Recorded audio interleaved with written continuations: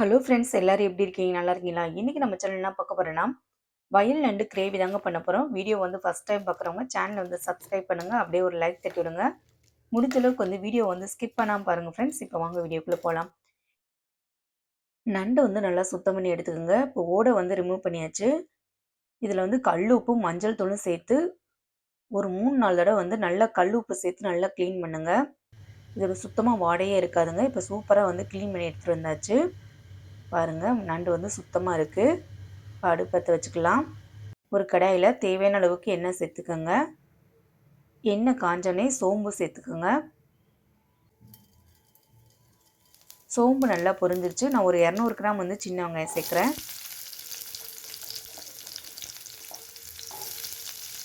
இது கூட வந்து பார்த்திங்கன்னா ஒரு பெரிய வெங்காயம் வந்து கட் பண்ணி வச்சுருக்கீங்க, அதையும் சேர்த்துக்கலாம். வெங்காயம் ரெண்டையும் நல்லா வதக்கி விட்டுக்கலாங்க.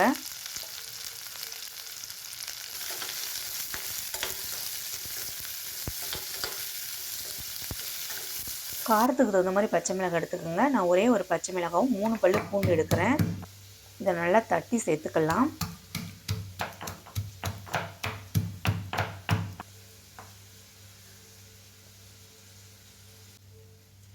இப்போ 2 தக்காளி கட் பண்ணி வச்சுருக்கோங்க. இதை வந்து பேஸ்ட்டாக அரைச்சி எடுத்துக்கலாங்க. இப்போ வெங்காயம் வந்து ஓரளவுக்கு நல்லா வதங்கிடுச்சு. இப்போ நம்ம தட்டி வச்ச பூண்டையும் பச்சை மிளகாயும் சேர்த்துக்கலாம்.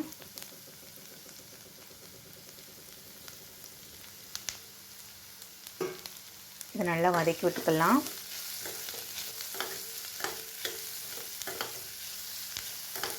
இப்போ நம்ம அரைச்சி வச்சுருக்க தக்காளி விழுந்த சேர்த்துக்கலாங்க.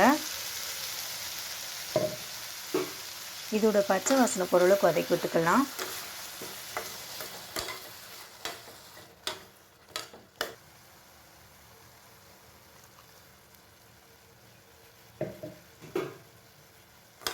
இதோட பச்சை வாசனை போகிற அளவுக்கு வதக்கி விட்டுக்கோங்க. இப்போ மசாலா ஐட்டம் சேர்க்கலாம். 1 ஸ்பூன் வந்து வரமல்லித்தூள் சேர்த்துக்கோங்க. 1/2 ஸ்பூன் வந்து தனி மிளகாய் பொடி சேர்த்துக்கோங்க. 1/4 டீஸ்பூன் வந்து ஜீரகத்தூள் சேர்த்துக்கலாம். கொஞ்சமாக வந்து மஞ்சள் தூள் சேர்த்துக்கோங்க.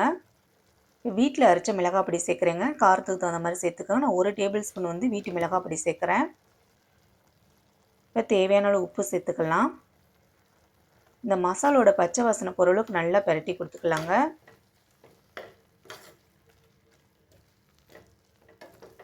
இதோட பச்சை வாசனை போயிடுச்சு. இப்போ நம்ம நண்டு சேர்த்துக்கலாம்.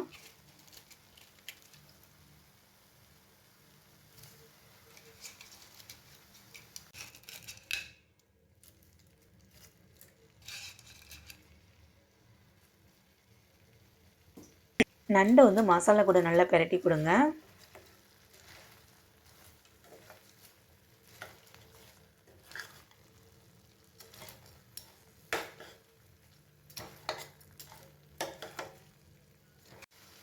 இப்போ தேவையான அளவு தண்ணி சேர்த்துக்கலாம்.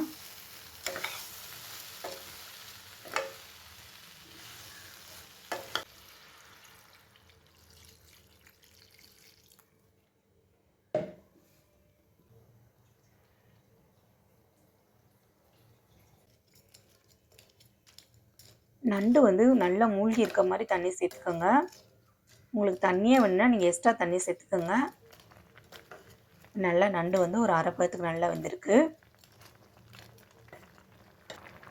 இந்த டயத்தில் வந்து 2 கொத்து வந்து கருவேப்பிலை சேர்த்துக்கலாங்க. கருவேப்பிலை சேர்த்துட்டு நல்லா பெரட்டி கொடுத்துக்கோங்க. ஒரு மூடி போட்டுடலாம். கருவேப்பிலையே நான் சேர்க்குறேன்னா நல்ல வாசமாக இருக்குங்க. எந்த நண்டு குழம்பு வச்சாலும் இந்த மாதிரி நண்டு வந்து அரை பதத்துக்கு வெந்துட்டுருக்கப்ப கருவேப்பிலை சேர்ப்பேன். சுத்தமாக வந்து இந்த நண்டோட ஸ்மெல்லே இருக்காது. அந்தளவுக்கு வந்து கருவேப்பிலையோட வாசம் தான் இருக்கும். அதனால் வந்து நண்டு குழம்போ இல்லை நண்டு கிரேவியோ வச்சா நான் கருவேப்பிலை சேர்த்து தான் வந்து நண்டே வேக வைப்பேங்க. இப்போ நல்லா வந்து நண்டு 3/4 பதத்துக்கு நல்லா வெந்துச்சு. உங்களுக்கு திக்காக வேணும்னா இன்னும் ஒரு 10 நிமிஷம் கொதிக்க வச்சுக்கோங்க. இல்லைன்னா இதே டயத்தில் வந்து நீங்கள் இறக்கிருங்க. நான் இன்னும் ஒரு 10 நிமிஷம் வந்து குழம்பு நல்லா கொதிக்க விட போகிறீங்க. ஒரு மூடி போட்டுடலாம். ஓப்பன் பண்ணி பார்க்கலாங்க. பாருங்கள், குழம்பு நல்லா வற்றி இருக்குது. இதுதான் எனக்கு கரெக்டான பதம்.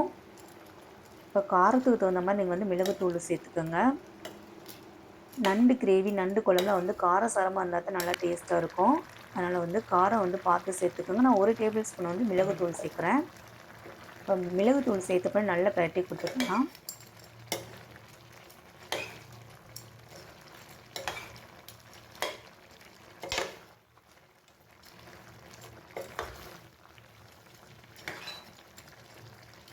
மிளகுத்தூள் சேர்த்து நல்லா பரட்டி கொடுத்தாச்சுங்க.